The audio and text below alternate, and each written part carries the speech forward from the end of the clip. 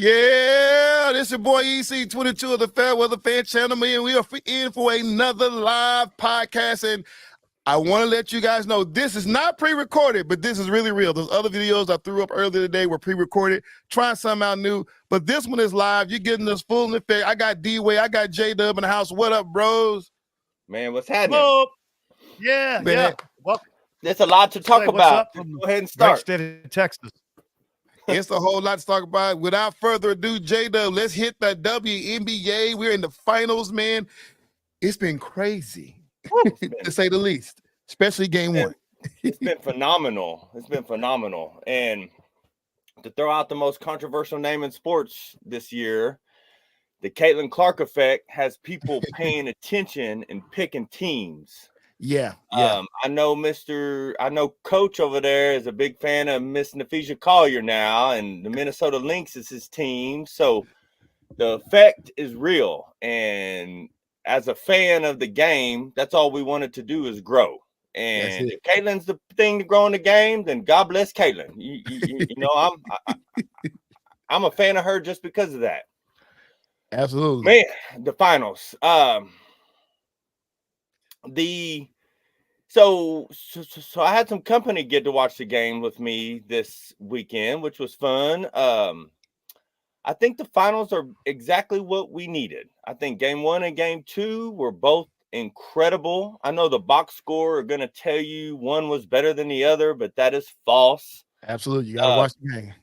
You got to watch the game. I think Coach said at one point in time in game two, it should have been 68-72, but all of a sudden it was 66-75. So the last 90 seconds of the game made that game not go into overtime. I think all the stars have come to play. I think Naphesia Collier's doing her thing. Breanna Stewart's doing her thing. Sabrina Ionescu didn't have a great game one, but she had a phenomenal game two first half. Yep. You know, Courtney Williams is doing Courtney Williams things. That 4-point play is you know, probably the play of the season for the WNBA. Facts. I think you're seeing two juggernauts slug it out. It's like a boxing match. One came out, one round one. One came out, round two. I think more pressure. It seems to be more pressures on Collier than anybody else because New York's got more horses in the stable, right? They got a fourth musketeer every time. I'm not going to try to pronounce her name wrong, but the German girl, Leona, say it for me. Last name number 13, Fridich. Okay, that's good enough. Okay, somebody can get it better. She was the fourth musketeer in game one, and then it was nice to see. But so game one, also real quick on that. I think in any sport, you want your best player to have a chance to win at the end of the game. Isn't that what we hope for? Absolutely. So Breanna had a chance to ice it at the end of the fourth. She had a chance to win it in overtime, and the Lynx played better defense than she had offense. And I mean, it was just, man, I'm baffled at how good the games have been so far. And the refs are letting them play. Coach D-Way will tell you that's my favorite thing. I mean, I want you to call a foul, but I want you to let people play the game. Lainey Hamilton in the second game was the fourth musketeer, and she came to play, and she's my new favorite player. and she really made a name for herself in Atlanta a couple 2, 3, 4 seasons ago, and it's nice to see her coming back to that same status that she was down there. Yeah, the way she was able to, she found a patented move, and this is something you don't find with most players, right? She found that spin, that back down spin, and then step back shot in the middle of the paint. That's unguardable. So if she keep that up, I'm afraid. And that's why I think, man, I got some light trouble, but that's why I think Naphesia, I love her, and I know that's Coach Wayne's favorite player right now. I think my favorite move of hers is her shoulder bump and fadeaway, right? And she goes to that. I think game two, they didn't get her enough touches. I think she only shot 10 or 11 times. She got in foul trouble, I know, and so that kind of killed the momentum for her. Yeah. But you're not. But your number one star in foul So trouble in the finals, you gotta trust them to do the right thing, and you got to leave it in the game. Man, it's been incredible. And then going so forward, I think more games I to just come out. Three's going to be chippy. comments, Jada. Go ahead, Jada. Go ahead, D-Way. Okay, can y'all hear me? Okay. Yeah, we got you. Go ahead, D-Way. Can y'all hear me? Okay. Yes, sir. We can hear you. Go ahead. Okay. Can you hear me though? Yes, sir. We can hear you. Okay. So I'm fixing to make a bold statement. Favorite, and Jada and I do this a lot.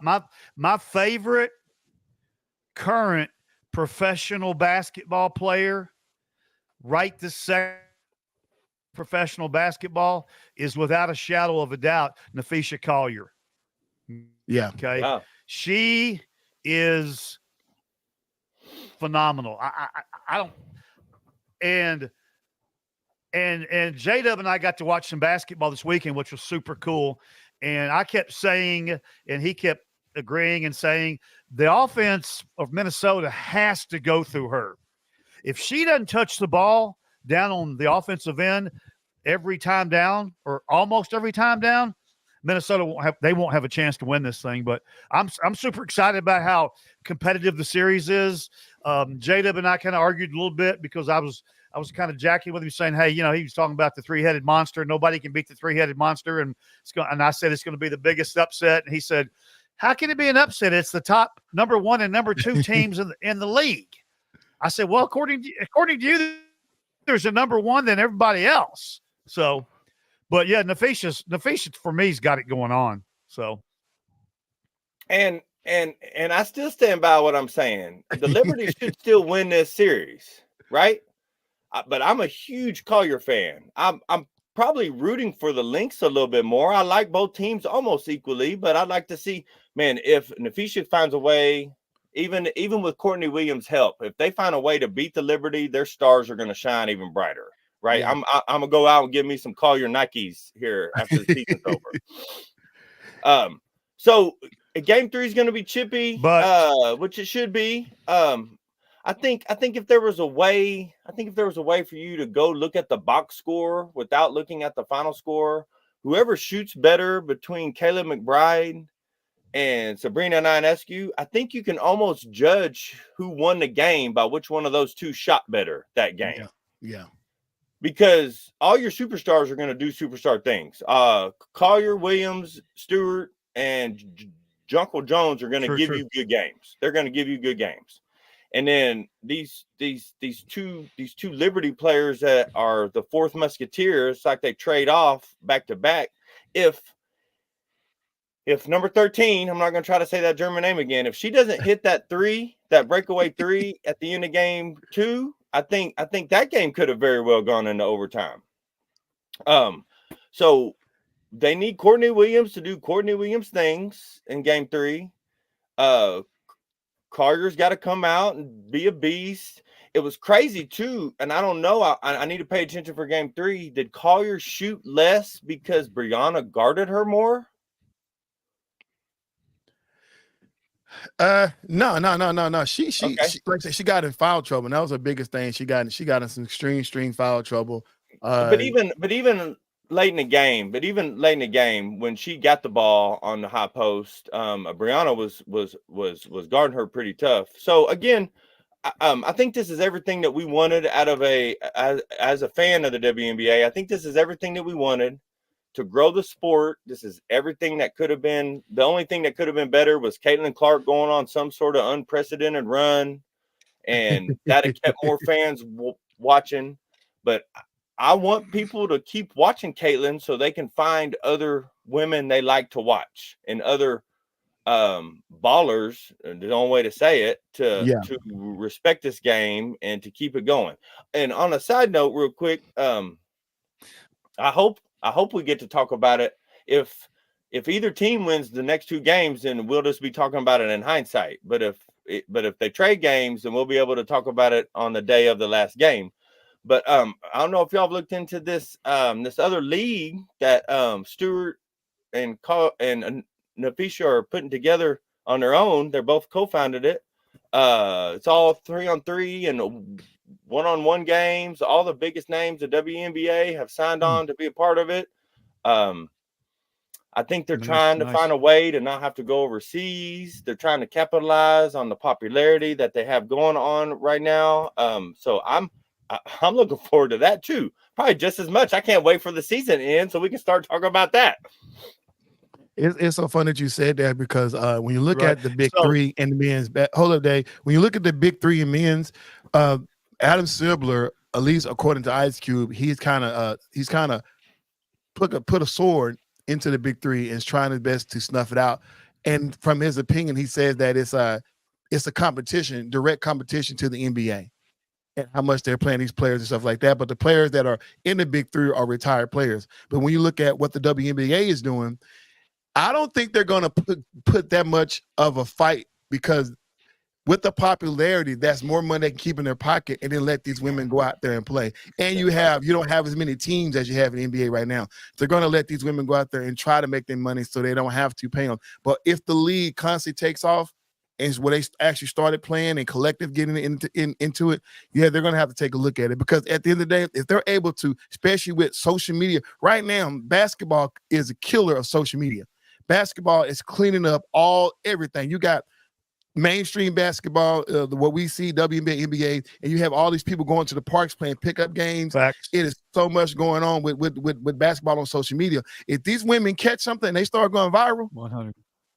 That's going to be a quick conversation at a time. But I'm proud of the women of taking it in their own hands and doing what they need to do to try to promote themselves through social media because that's how Caitlin got her fame, was through social media.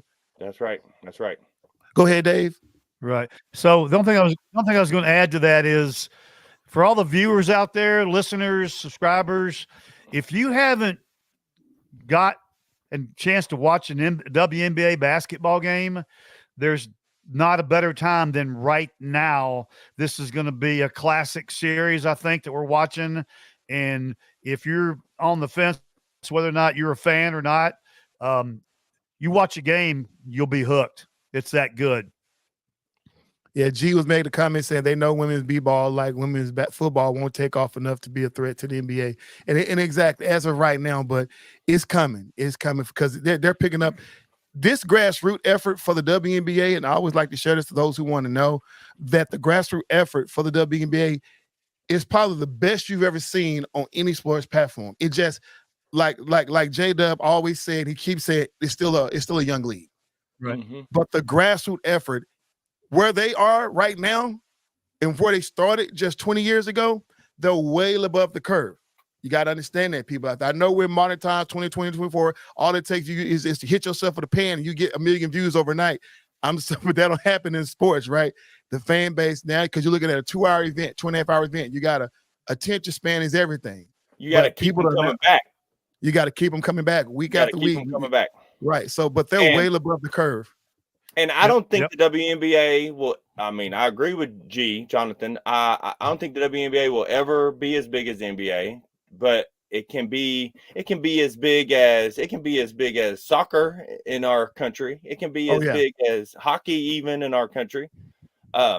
So I haven't given up in, what has it been? 25 years. I ain't given up in 25 years. I ain't finna start giving up now. Right. I think once people change the look of it, when you start looking, it's like we don't watch middle school basketball the same way we watch NBA. No, we don't watch high school basketball the same way we watch the NBA. But for whatever reason, when we watch the women's, we trying to compare them to the NBA. That's right. That's the part I don't get, because you can have a whole gym sell out for a state championship basketball tournament, but then these same people complain about the lack of talent for the WNBA. Mm-hmm. It's like, come on, that's the same situation. You may see a couple kids dunk, but the skill set, if you watch it, you'd be amazed. So those y'all here, like like you always say, you got to watch it. If you tune on tonight, when it come on tonight, watch tonight or Thursday. Tomorrow night, watch tomorrow night. You're going to see some good basketball. I should have texted you on Sunday because it was a good game. But that's all I have for and the thing I think I got coach paying attention to is so these women aren't 6'10", 7 foot. Right. So Breonna Stewart and Ephesian Collier, these girls can play all 5 positions. Yeah, Just yeah. because you're a post player don't mean you can't step. Even Jonquil Jones, I think, hit a Right. 3 in game Yeah. 1. She did, yeah. So they are more diverse because I'm gonna throw some stones. Women in general are less athletic, so they're more diverse. They have to make up for they're not dunking the ball. They're not flying from the free throw line. So what can we add? And I think they're adding enough for people to be fans of them. I'm glad you said that because that's what I've been on. That's why I've been trying to explain to people. Like, listen, when I watch the WNBA, it's like watching fantasy. When I say that, because I wish I can do what they do. Yeah, absolutely. But when I watch the WNBA, I'm looking at okay, I still can't do what they do, and they females. Mm-hmm. I play against women in rec ball. I played against 2 young college women. They was young college women. I don't even think they was even starting on their squad, let alone even getting playing time. But when I tell you those young women was not missing, I'm looking at my boy like, guard her. Yeah. I don't want to lose, guard her. They were young. They was at that time. I was probably maybe 35, 30, and these young women, they were probably maybe like 21 at the most. And every time they shot up the ball, boom, it was going in, pop, pop, all in there. I'm looking like, my goodness. So the problem is they don't have the athleticism to correlate to highlights, these high-flying dunks that people watch SportsCenter for. But they have the athleticism to hit knockdown threes in your face, to hit fadeaway jump shots in your face. I mean, it's crazy that the Ephesian Collier had 6 blocks in game 1. That's athleticism. I mean, so it's different. It's different, but it's still just as enjoyable to me. And everybody's got their preferences, but to me, it's still just as enjoyable. When you are a man and you can run fast 94 feet, and then maybe within 10 to 11 feet from the goal, you can choose to slow down your momentum by jumping up in the air. That is very phenomenal. But when you see these women coming fast like a man and can't jump and can't slow down momentum by getting in the air, they have to use those brakes. Right. On a fast break. That's a different type of athleticism. Yeah, that's right. That's right. Because men, if they don't jump right, they're falling down, they're hurting themselves, they're breaking limbs, and they're going on injured reserve for the next 6 weeks. It's just as impressive. It's just different. It's not the same impressive. That's what I try to tell people. I've been telling people that for a while. What did you say? Society's going to want to reduce him to wearing skimpy clothes, not worth it, nor does it make sports better. Unfortunately, yeah. Well, they will try, so I wish they could. Some of them are trying to wear skimpy clothes. Some of them shorts getting shorter. You know what I'm saying? Oh yeah. And of course, a lot of these women, they're part-time models outside out of work. But there are, but that's a whole nother conversation. Right. Because those women, they will protect their brand, they will protect their league. D-Wade, you got anything to add to this conversation before we move on to the next? I guess we're moving on. D-Wade, can you hear us? I think he has a delay. Either we're breaking up on him, but go ahead, D-Wade. I'm here. Okay, can you hear us? No, it's just I'm here. Yeah. And to Jonathan G's last comment, he's right. These women are balling. They're putting a show on for everybody who's buying tickets and everybody who is viewing in from their home, from their television. Okay, so D-Wade, let's move on to the MLB playoffs. What you got, bro? It's just a delay. Yep. Yeah. So it's been exciting. I mean, I think the teams that were supposed to be there are there. You've got the Mets, who upset the Phillies, and the Los Angeles Shohei Ohtani Dodgers fighting. They're 1-1 right now in that series. Well, that's going to be a really good series because both teams are playing so well, and then in the American League side, the Yankees and the Cleveland Guardians. I mean, I talked to J-Dub a little bit about that. I don't see anybody beating the Yankees. they're so loaded from top to bottom. So in that game, they're 1-0, and they play tonight, the second game in New York tonight. So, and they got Garrett Cole pitching for the Yankees. I can't remember who's pitching for the Guardians, but I fully expect the Yankees to take a 2-0 lead after tonight. So, yeah.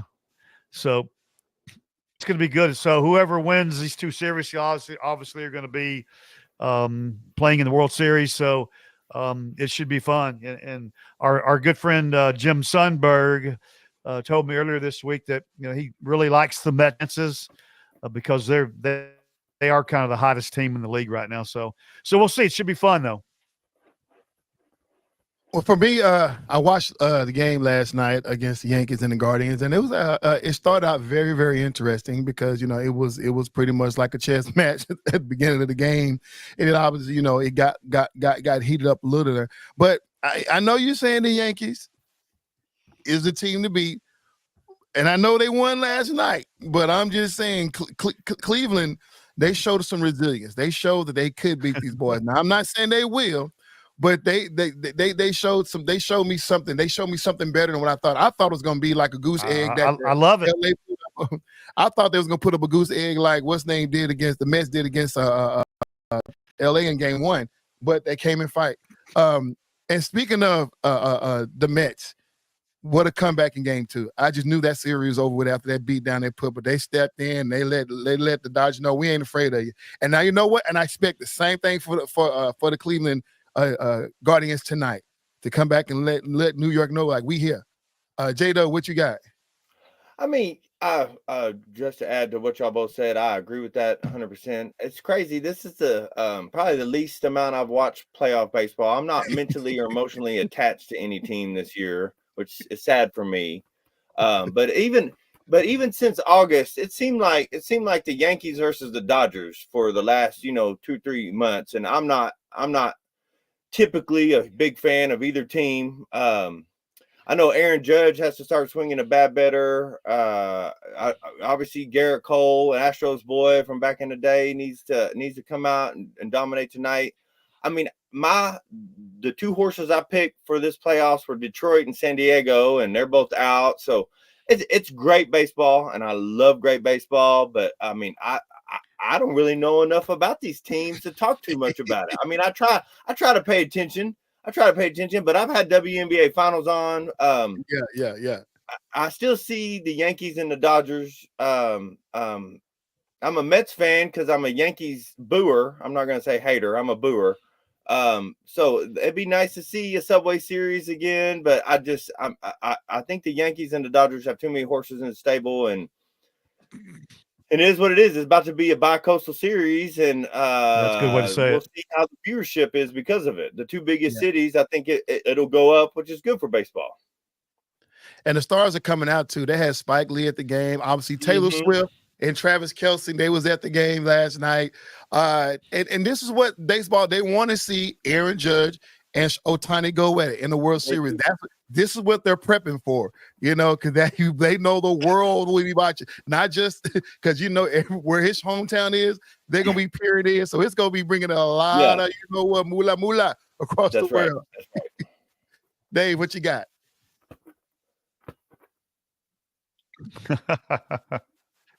Oh no, I agree with J-Dub.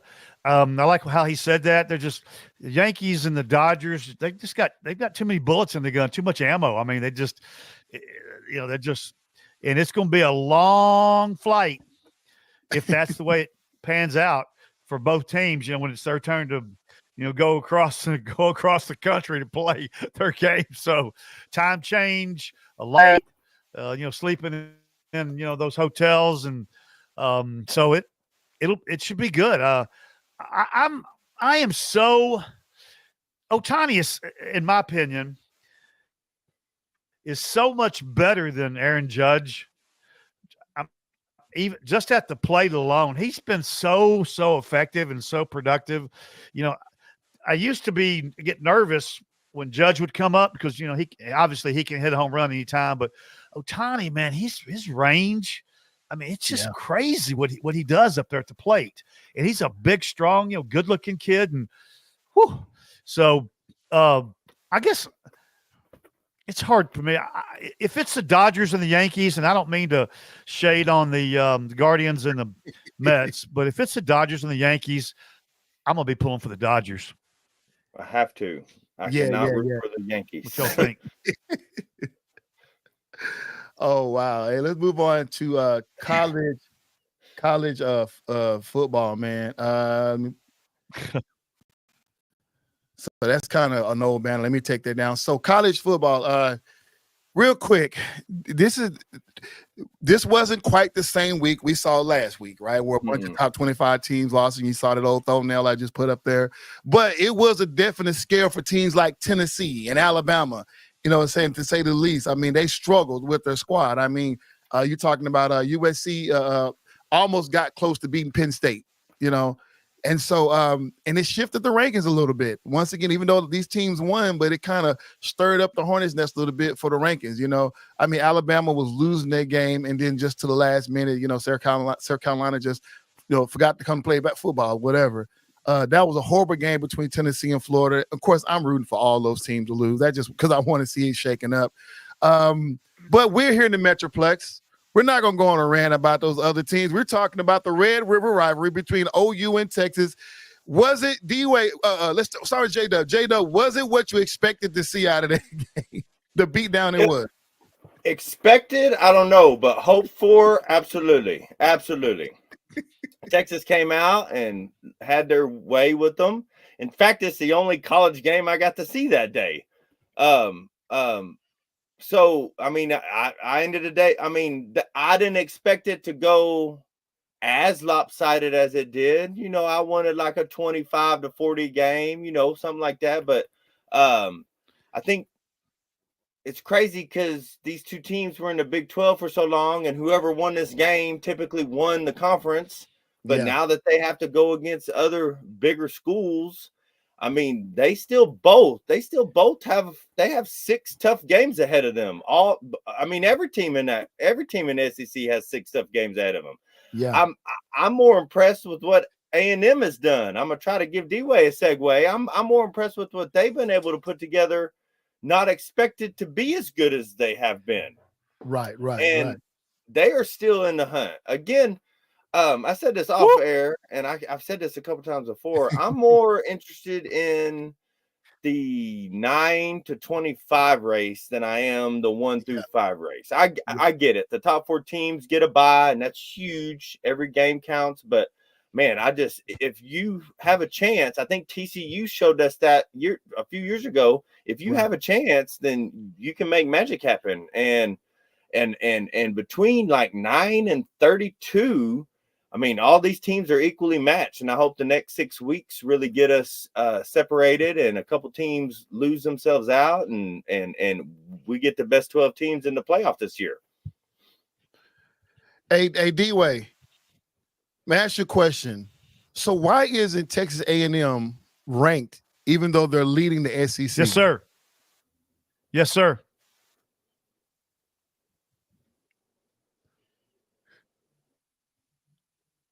So why is Texas A&M not kind of ranked? Lost you. What was the last part of that question? I said, why is Texas A&M not ranked, although they're leading the SEC?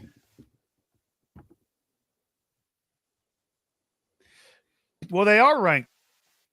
They're ranked number 14. Number 14. Oh, they ranked number 14? I didn't see They're ranked number 14, first of all. Did I miss that? I didn't know if y'all heard. Yeah, they are. Okay, they are. Okay, they are. Why so low? I'm sorry. The Aggies are ranked number 14. But we'll see. I mean, we'll see. New everything. My internet's terrible. But what of all the games that you watched, this is a question for both of you guys. What was your favorite game? Because I know what mine was. It was the Red River. Yeah, that's facts. The Red River. I watched that game, but it's funny because I was in a house full of OU fans, so I had to keep quiet, and I almost got threatened to get kicked out. No, I'm just playing. No, it was. I got some eyes cut at me. You know what I'm saying? I have to wear neutral game colors, so I didn't want to show I was. I didn't want to show I was for one team, so I had to keep it neutral. You know what I'm saying? But it was a fun game to watch. I had to explain myself, and to those you don't know, I'm a Big 12 fan, so. And when it came down to the Big 12, I always rooted for the team that had the better record. So when it came down to OU, just like J-Dub said, whoever won that game usually goes on and win the Big 12 conference back in the day. And so I always root for the team that had the better record because I want them to keep that momentum going. But now, since they're both in SEC, once again, I don't have an investment in SEC, but because Texas ranked number 1, why not root for Texas in that situation? That's what I did. But the game that I took interest in the most and that I had my eyes glued on was the Alabama game. I really, really, really was hoping Alabama lose. Alabama and South Carolina. Then also the Tennessee and Florida game. I couldn't take my eyes off those games. I wanted so bad for them teams to lose. Both of them were good games, but I didn't get what I wanted. So even though it was a good game to watch, I was disappointed. But then Texas all but made up for it. And so it's hard to follow last week with this week, right? Last week was so much shakeup, and this team lost, and this team moved up, and this team lost, and this team moved down. So this week, when everybody wins like they're supposed to, it leaves us feeling a little disappointed, right? We want some controversy. We want teams to lose and for us to talk about why they lost and who should be number 1. Right. But again, there's still 6 weeks till bowl season, and I think the controversy is going to grow. These teams are going to lose. So again, it's the first year of a new system, and I'm super excited for it, and we're going to see how that all plays out. Now, J-Dub, before the show, we was talking about the rankings. Let's talk about that for a moment. How you feel? So, go ahead, D-Way. So before we get into the rankings, I just got a text message from my brother from Covenant Church, Felix Zahuma, and he and I are both in agreement. The best game of the weekend, in our opinion, was Oregon. If you guys didn't get a chance to catch that one, hey, Oregon's those Ducks up there, they're not playing. They are not playing. For me, so and that's just my own personal opinion. But but as far as the rankings, go ahead, Eric. No, but like you said, Oregon and Ohio State was technically the game of the week because you got 2 versus 3, Big Ten matchup. That's what you wanted to see. But once again, I was left upset because I wanted Ohio State to beat Oregon, but get another upset. But it's funny because at the beginning of the season, before any game was played, D-Way and I both agreed that the Oregon Duck team was probably going to be the best team in college football. And I mean, they haven't disappointed, but as far as the record is concerned, but I don't know. Go ahead, D-Way. But I mean, and nobody can say it better than J-Dub. I mean, we're getting ready to get into the meat of the season. We're fixing to find out who the real contenders are and who the pretenders are, if you will, because SEC's fixing to steal J-Dub's words. Everybody's getting ready to run the gauntlet now. Okay, and injuries happen, and people get tired, and people are not taking care of the football now as they get tired and they're playing hurt. So it's good. This part of the season, especially in college football, is going to be super exciting, in my opinion. I mean, what do you think, J-Dub? I think if I'm counting correctly, you got 8 teams in the top 25 from the SEC. Yep. And it looks like 9. 6 of those are in playoff contention. So all of those, I mean, based on the way math works, they have to play each other. So some of them are going to be 2 and 3 loss teams. So again, I think it's going to sort itself out. Those of us that like to talk about sports, we like to get ahead of ourselves sometimes, but that's going to play itself out. And I mean, again, I'm just excited for the new playoff format, and I think we're gonna be in for a treat. Absolutely, yeah. And just to go over the rankings, y'all, real quick. I'm not going to go through 1 through 25, but I just want to say I want to clap my hands to Navy and Army for getting into the top 25. We haven't seen this in years, man. But congratulations, you guys. SMU have punched their ticket in the top 25. So, like I say, I was waiting on Utah to run the Big 12 because I got to talk about Big 12, but they lost again. So now I'm looking for, hopefully K-State could come up, and as Jonathan G said. He said, finally, we got a Colorado loss. I don't know what that means. That's what he want Colorado to lose, but it is what it is. But they had a good game against a Big 12 rival with Kansas. So we'll see what Colorado do next, but they're going to continue to lose once they continue to play these Big 12 teams.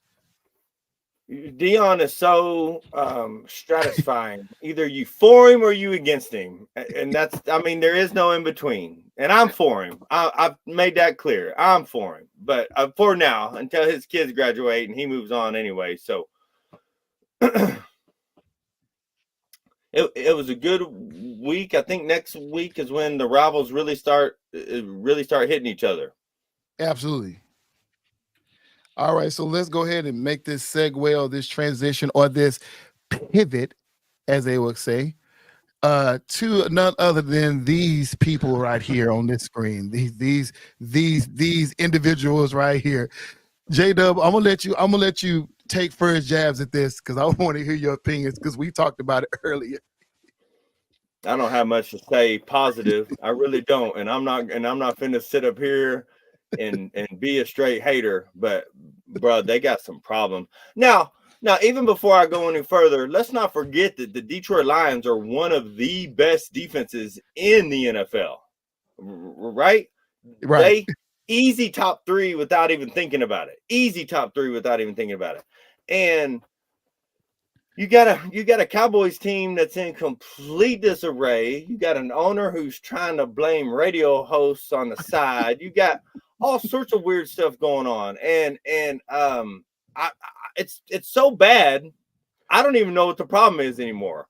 I thought the problem was the offensive line, and then I thought the problem was the defensive line not getting penetration. I don't know what the problem is. That's a bad team that they put out there. And as much as we want them to be good, I mean, again, I'm not a Cowboys lover, but I'm not a hater either. I lived there for long enough. I mean, I don't know. I don't have the words to describe what I watched, and it was bad. I think I turned it off before the halftime was up, and I was like, man, I'm done. I'm not finna sit here and watch a bad football game when there's other sports on to be watched. Yeah.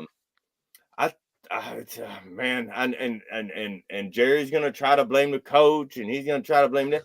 Jerry, I love you because you run a football team the way you see you should, and I would do the same thing.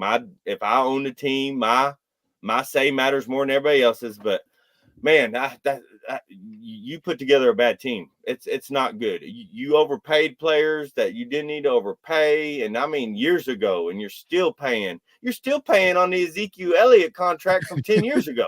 Right.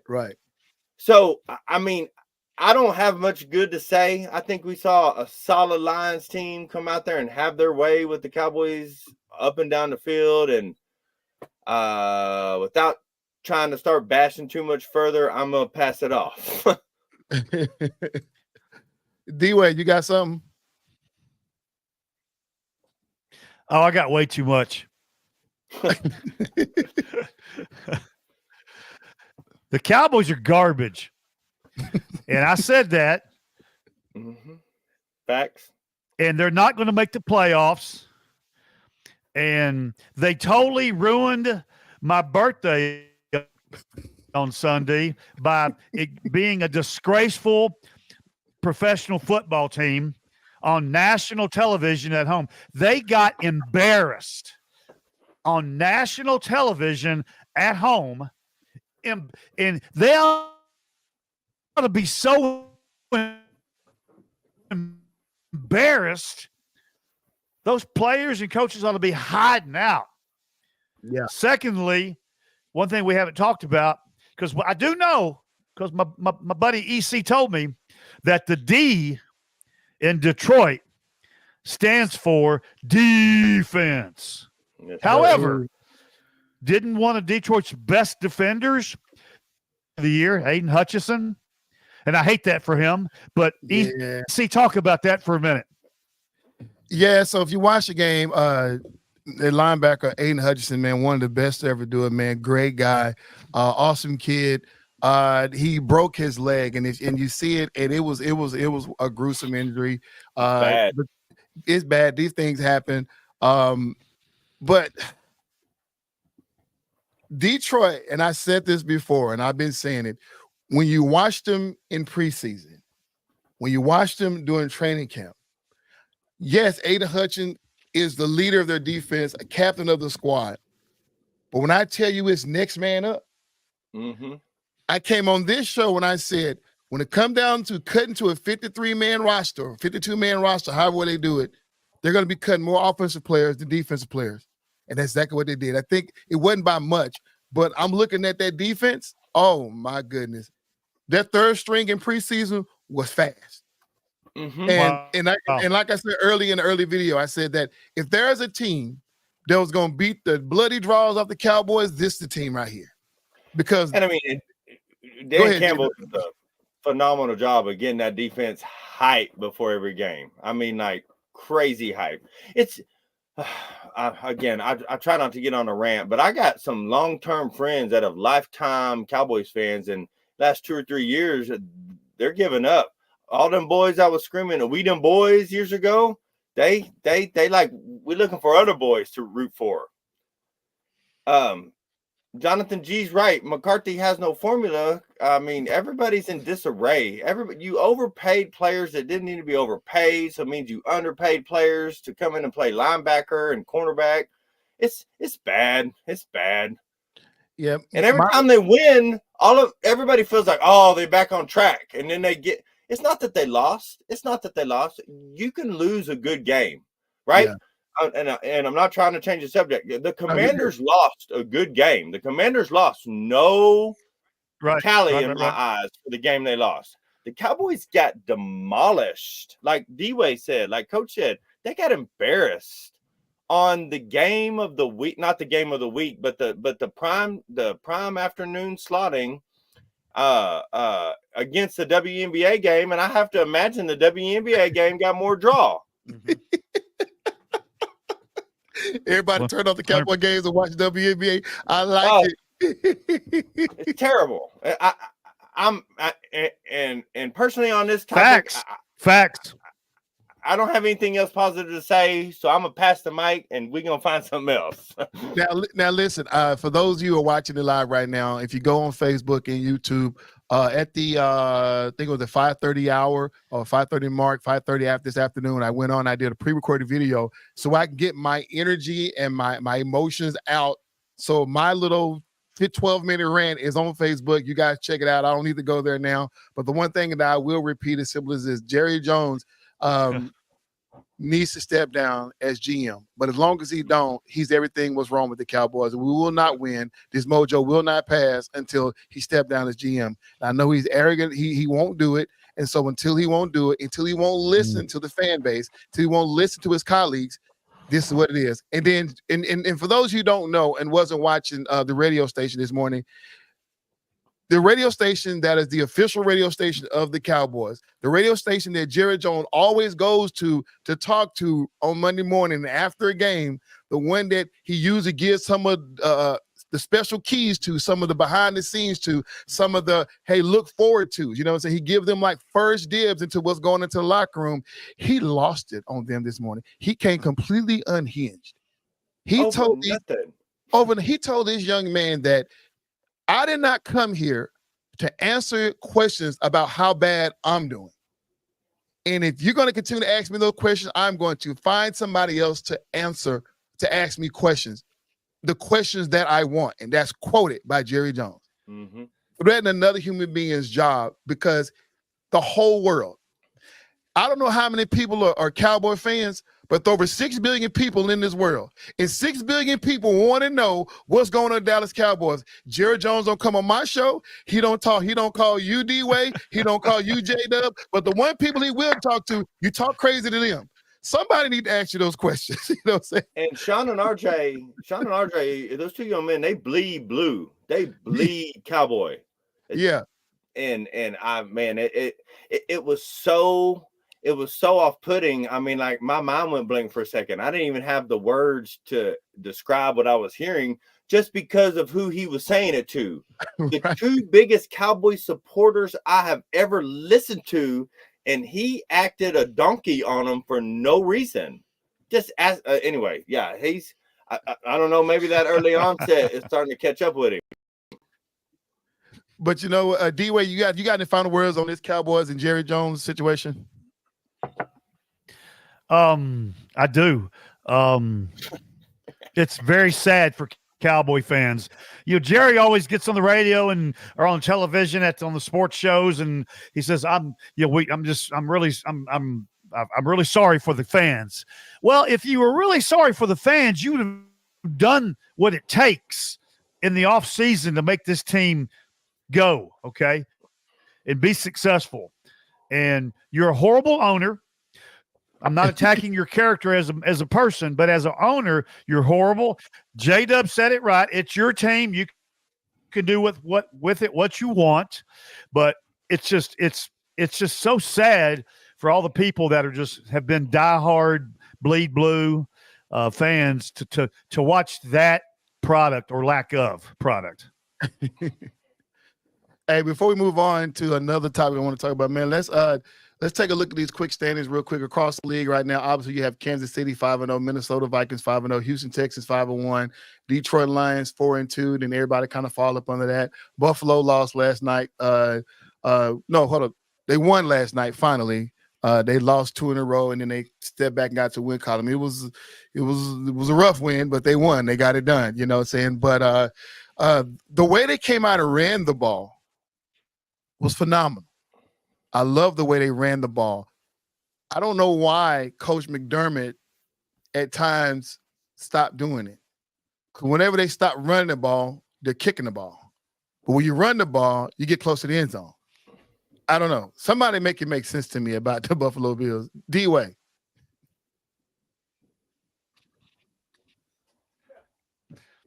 Well, you know, I'm a big fan of Buffalo, and I'm a Josh Allen guy. I was really proud of the offensive coordinator for Buffalo last night. I was really proud of how they established the run early. I mean, Josh did what Josh does, and that's just make plays and make great plays. But I'm still believing for Buffalo to still have a big year.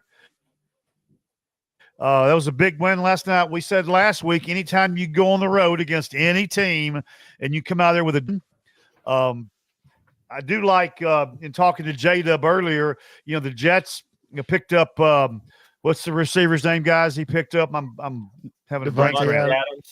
Yeah. And the Bills got Amari Cooper. Yeah. Yes, and then Buffalo picked up Amari. You got 2 really good quarterbacks that picked up 2 really good receivers. Both those teams are going to continue to get better. J-Dub made a really good point that the Jets' schedule from here on out really favors them. I'm hoping for the best for both of them. I like both the quarterbacks, but I'm hoping it's even though we got Baltimore and Kansas City, I'm really hoping Buffalo can get over the hurdle this year. Yeah. Go ahead, J-Dub. The Jets' schedule, I don't know if anybody's looked at it. It is ridiculously easy for the remainder of the season. The Texans and the second time they play the Bills are the only other 2 playoff contenders that I see in their next 11 games. So it's not unheard of for them to win the next 11 or at least 9 of the next 11. And so I give credit to Coach. I mean, he called the Jets from the jump, and if they beat the teams they're supposed to beat, even with the addition they're supposed to have, I think they get a wild card spot. If the Bills get the AFC, if the Bills get their AFC division spot, I didn't realize that. And as I was going through trying to get my head right together over everything, I was like, man, they got Miami twice. They got the Steelers. I mean, it is a cakewalk for them. I say a cakewalk loosely. These are all NFL professional teams. They still have to come out and perform. But the Jets could legitimately win their next 11 games. It is ridiculous if you look at their schedule. Right. I'm gonna make this statement, and I know those who are watching is gonna have a lot to say. Let me go to my comment section real quick and see what somebody has been saying real quick. John G said, "My question is, why is it people believe we can't get new players and win with this coach?" He's speaking of Coach McCarthy. I'm gonna answer G real question real quick. Why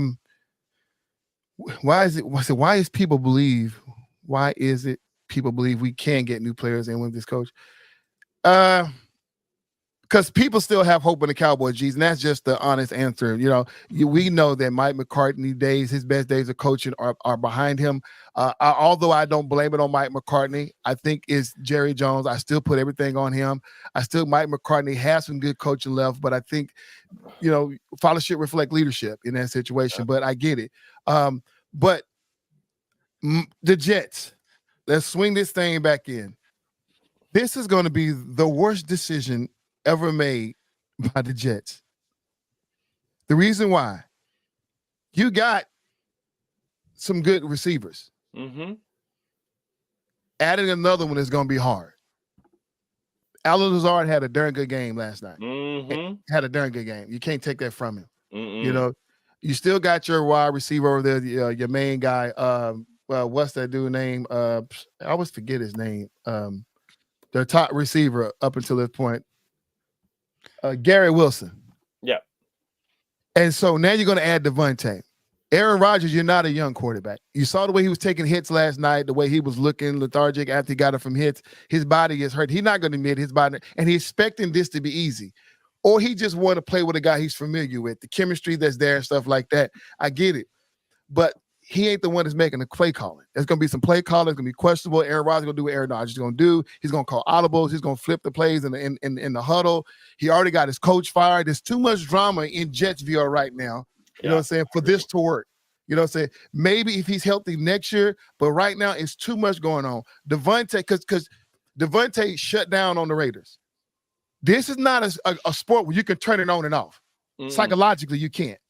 Physically, you maybe can, but psychologically, there's going to still be some things in there.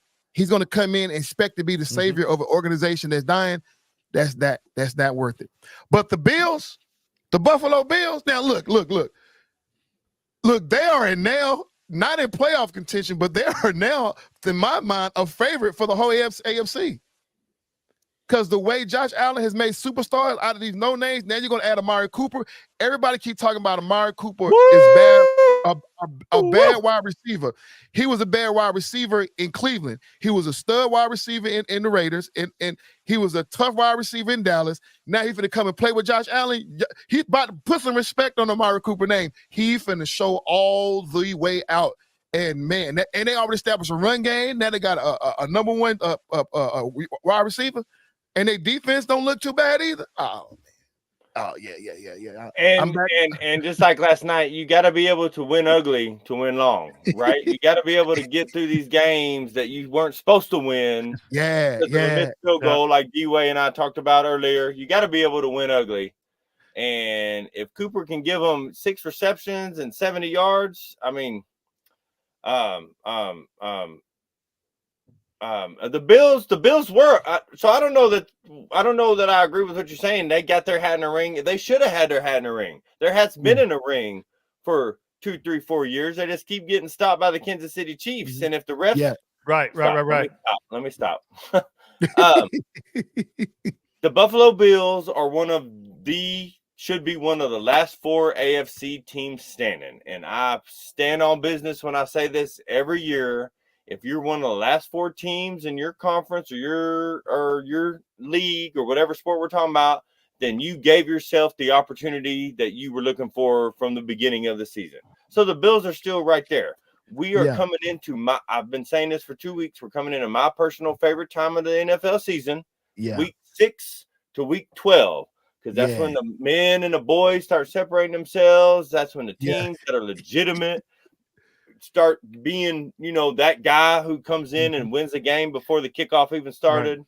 So Amari Cooper helps Josh Allen because Amari Cooper is a low, a low personality profile. Goes out there and does his business and runs his routes. He's a low management guy.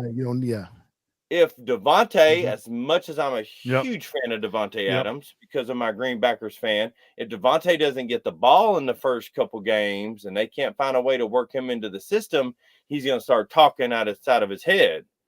And that may cause more strife between Aaron Rodgers and the coaching staff and this, that, and the other. So I'm hopeful because I like to see good football. I'm hopeful that Devontae can come in there and work himself in. And since they already have a number one, if we're going to call Garrett a number one, then maybe they can have just, so I'm hoping they have a dual threat. Yeah. D-Way, you got any thoughts on this, on the, what we've been talking about, Jets and the Bills?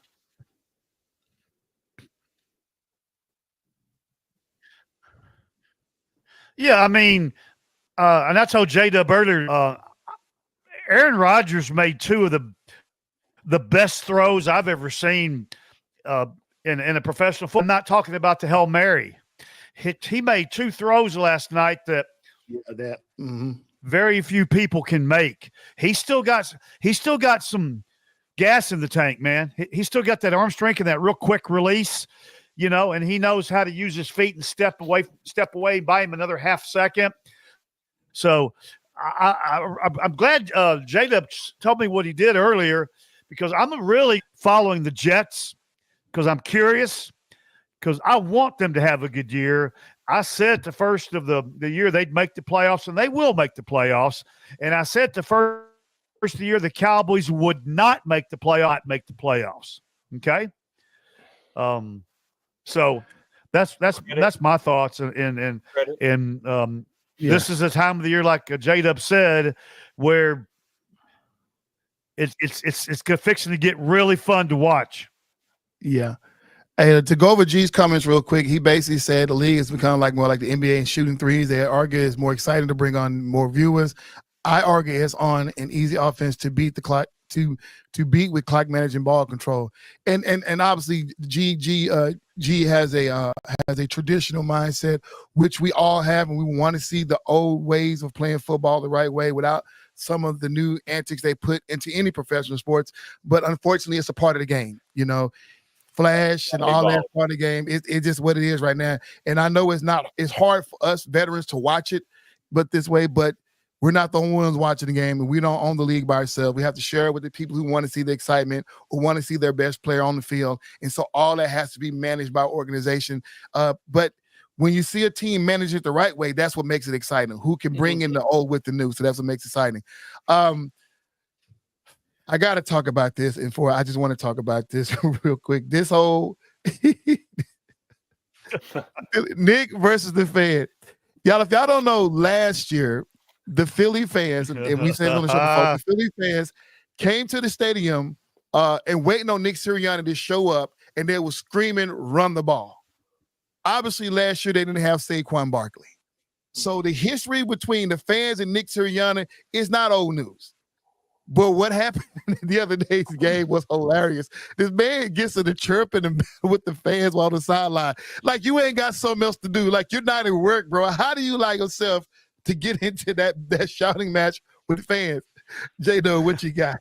Of all the fans to not get into a chirping match, there ain't maybe if we talk about European soccer, we can get another comparison, but every fan base in America, the only fan base to not get into it with is the Philadelphia. These people booed Santa Claus. Listen to me. That is not the team to stand on. He can't win this. I don't even care who's right or wrong. I could care less why or what or when, But knock it off, Nick. There is no reason for you to be talking to the fans. If you're going to do what they want you to do it. If you're not, don't talk to them. That's all I can say. That's the only advice I could give a grown man in Philadelphia. G said, fire him. You can't tell the team to stay focused on the task anymore. Hey, Nick's a trip. It's crazy. I love it. Love Jonathan G. Go ahead, D-Way. Nick is a trip. No, I just said Nick's a trip, man. He needs to go back to whatever 8th grade B team football school he was coaching at and get on up out of Philadelphia, because after that little debacle yesterday, now the fans are really going to go cray on him. They turned now it that up. He's engaged with them, it's really going to get crazy. Yeah. Yeah, this is the one fan base that will fight. Like J-Dub said, they boo Santa Claus. This fan base loves to fight. And I'm not just talking about the Eagles. I'm talking about the city of Philadelphia. It's supposed to be brotherly love, but they got fight on their mind. You watch. I watched a few years ago one of the 76ers. I forget his name. But he got into a fight with the fan base. He was a member of the 76ers, but he went somewhere and got into a fight with the fans. You know what I'm saying? They fight everywhere they go. I did a whole video podcast on YouTube about the fans are out of control, and it was geared towards the Philly fans. They just fight. They fight. I witnessed it firsthand here in Dallas. One of my old podcast mate, Maximus, he's a Philly fan, and he almost gets into a fight. And if it wasn't for me stopping him from fighting, he would have got into a fight. Then I had to stop another fight in the fans because the Philly fans were acting up. So I'm like, and that's from I'm pretty sure there was fights around the stadiums that didn't get recorded because that's what they like to do. And you go out, now he would say because he was on the field, he got policemen out there. But if he was in those fans, in those stands, it would have been some blows. Nick is not one against a couple million, right? You're not going to win this one. You're not going to win this one. And when they quit buying merchandise or buying tickets or watching the game, then you put ownership in listen. It's a fight that you should have never even put your foot in the ring. It's crazy. I cannot believe what happened. I don't think I've ever seen a head coach fight a fan base. I don't know if I've ever seen that. I've never seen not during the game. We've seen obviously coaches chirp at the media, and I've seen that's chirp at the fans like when they're walking through the tunnel and stuff like that. Yeah. But on the field, that was weird. G said Nick is not one of the brothers in brotherhood. When he talk about this brotherly love, that was hilarious. That's a bad decision. Yeah, but that's all we have for today's podcast, man. Before we go, man, we're going to give D-Ray a chance to have any final words. D-Ray, what you got? What are your final words?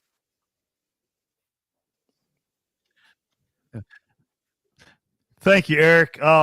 First of all, I want to apologize to everybody. My internet's been crazy again today, so I apologize. But the thing that I have to say this, in my next life, I hope I come back as some shape, form, or fashion of Nafisha Collier, because she is the real baller. That's right. Much love to Nafisha Collier. Yeah, she's the GOAT, right? Well, Asia's still the GOAT, but she's I knew J-Dub would love. J-Dub would love that. Ladder. She climbed the ladder quickly too. Yeah, yes, sir. J-Dub, you got any final words? Brother, my final words, just a couple games that we didn't touch on. I'm not finna give the Texans too much credit, but the fact that they went into Foxborough and scored 41 points, that's a big deal. CJ Stroud looked comfortable with Joe Mixon being back. The Washington-Baltimore game, we didn't give near enough time to. It was so good that CBS has now used their flexibility to make the Bears-Commanders game an afternoon game that is their number one game with Tony Romo and Jim Nantz. So I don't know if Washington-Baltimore is a long shot Super Bowl contender we might have seen. You know what I'm saying? I'm just saying I bet the bookies are on it. D-Way can tell me something about that. The Arizona Green Bay coach and I talked about, I think Kyler Murray's ship has sailed. Jordan Love is finna have a 4-game gauntlet that we're gonna know what he really is at the end of it. So again, just like with college, this is my favorite time in the NFL. Right? Yeah. This is when the boys start hitting each other harder. This is when people come with some attitude, and it wasn't as exciting as a week as last week, but it was still some nuggets in the stream if you could find them. Right. NBA season coming. Couldn't be happier. My final words is this: I cannot, with good conscience, watch. Enjoyed the NBA. show tonight, Eric. Yes, sir. I appreciate it. I cannot, with good conscience, watch the NBA until the NFL season is over with. That's just the way I rolled. My brain, I don't have the bandwidth in my brain, so I'm going to be missing. So I'm going to heavily depend on you guys. It's in the back portion. It's in the back portion of the brain. So you don't have to watch any games. Just catch the highlights, and you can stay on task for when the NFL's done. That's the easiest way to do it. And that's what I do, with the highlights, you talking about a 5-minute highlight reel versus a 2-hour game. There's so much happens in the game. I like because basketball is my sport. Football, I'm a fan of football, but not in the X's and O's type category. But basketball, I am just stupid crazy about the sport. I love it. I play it. So if I turn on basketball, then everything else, I just couldn't do anything else. So I'm gonna have. Like I said, I will be catching highlights. I would do my due diligence as a podcaster. But to clean up a little things, like J-Dub said, we talk about the Bears and the Jaguars game, man. Caleb Williams finally found it. And I hope he can continue this going on. He finally found what he's been looking for. And I actually picked the Jaguars to win that game based on their performance last week. But Bears had something to say about that, and Caleb Williams showed out in London. We give him all credit for that. And then as J-Dub said, man, the Washington Commander game and the Baltimore Ravens, you're talking about two players who played similarly to each other, with Jalen being the better thrower. This was a matchup. This was the matchup none of us knew we needed at the beginning of the season. That's right. That's exactly right. And NFL is saying the exact same thing. You know what I'm saying? What up, Brian? I still haven't seen Jaden actually play. Jalen actually play. So I'm looking forward to the Thursday night game. I think it's week 12, maybe. There's a Thursday night game on Prime. It's the first time I'm going to get to see him, because I don't even know that I'm going to get to see the CBS broadcast, because Denver plays at the same time.